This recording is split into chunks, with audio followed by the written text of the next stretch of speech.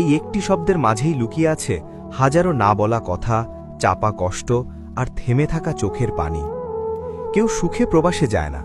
প্রিয়জনদের ছেড়ে, আপন মাটি ছেড়ে, নিজের ভাষা ছেড়ে একটি মানুষ শুধু তখনই প্রবাসে পা বাড়ায় যখন জীবনের প্রয়োজন তাকে বাধ্য করে। বাড়ি মাত্র 5 ঘন্টার পথ, অথচ সেখানে যেতে সময় লাগে 5 বছর। কি নির্মম বাস্তবতা! পরিবার, আত্মীয়স্বজন, নিজের মা বাবা, স্ত্রী, সন্তান সবই আছে, তবুও তাদের স্পর্শে পৌঁছতে যেন বছরের পর বছর পেরিয়ে যায়। প্রবাসী মানুষটা প্রতিদিন জাগে ভোরের আগে, কাঁধে নেয় হাজারো দায়িত্ব।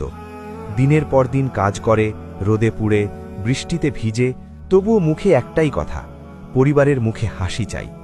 সে নিজের হাসি বিসর্জন দিয়ে পরিবারের সুখ কিনে আনে।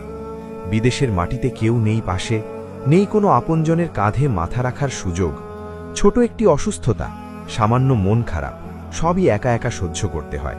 কারো কাছে মন খুলে বলার মতো সময় বা সাহস কোনো কিছুই তার থাকে না।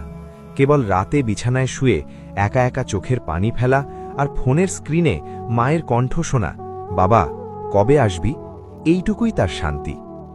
ছুটি মানে ইনকাম বন্ধ, ছুটি মানে ঋণের চিন্তা। সেই চিন্তাই তাকে বারবার পেছনে টানে।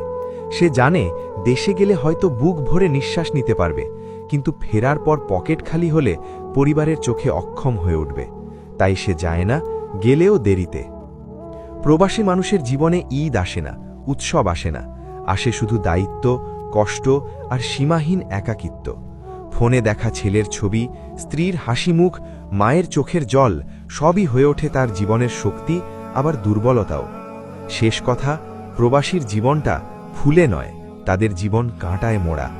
আমরা যারা দেশে আছি, আমাদের উচিত তাদের কষ্টকে সম্মান করা, তাদের ভালোবাসা ও ত্যাগকে উপলব্ধি করা, কারণ ওরা নিজের স্বপ্ন বিসর্জন দিয়ে আমাদের স্বপ্ন পূরণ করে। বাড়ি মাত্র 5 ঘন্টার পথ, অথচ সেখানে যেতে সময় লাগে 5 বছর। কি নির্মম বাস্তবতা! জীবনটা বড্ড অগোছালো, প্রকাশ করলে দুঃখী আর না করলেই সুখী।